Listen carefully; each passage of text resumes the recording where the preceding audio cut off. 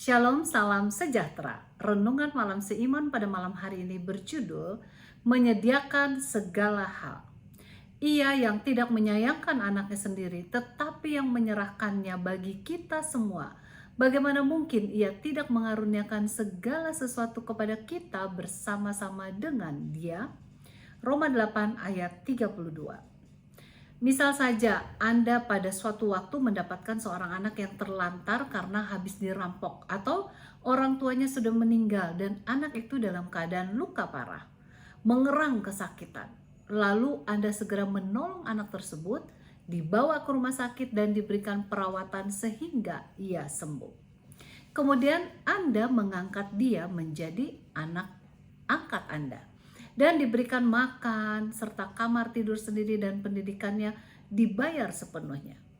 Namun suatu malam Anda mendapatkan anak angkat Anda menangis terseduh-seduh.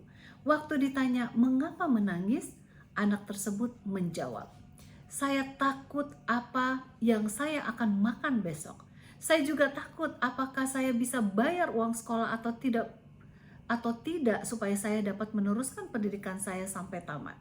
Nah, apakah Anda tidak kaget mendengar keluhan ini? Apakah kira-kira jawaban Anda kepadanya?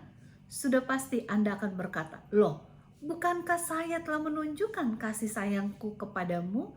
Apakah engkau tidak mengerti? Aku sudah keluarkan uang merawatmu sewaktu aku menemukan kamu terlantar, habis dirampok. Malah aku sudah mengangkat kamu sebagai anakku. Mengapa pula engkau harus takut akan kebutuhanmu sehari-hari?" Inilah pertanyaan Paulus kepada orang Kristen di Roma. Bagaimana mungkin ia tidak mengaruniakan segala sesuatu kepada kita? Anaknya sendiri dia berikan untuk keselamatan kita. Tetapi sangat menyedihkan untuk melihat banyak orang Kristen yang masih mengkhawatirkan makanannya, pendidikan anaknya, atau merasa khawatir apakah sanggup untuk membayar pajak atau tidak. Kita khawatir apakah kita akan punya cukup uang untuk atau tidak. Kalau sekiranya kita punya uang, kita juga khawatir apakah kita dapat mengelola uang tersebut sehingga tetap memberikan cukup uang tambahan sehingga dapat hidup di masa tua. Ingatlah, Tuhan telah rela disalibkan di Gunung Golgota agar kita memperoleh keselamatan. Masakan Tuhan tidak akan mendengar doa kita? Apakah Alkitab tidak serius saat berkata di dalam Mazmur 91 ayat 11, "Sebab malaikat-malaikatnya akan diperintahkannya kepadamu untuk menjaga engkau di segala jalan"?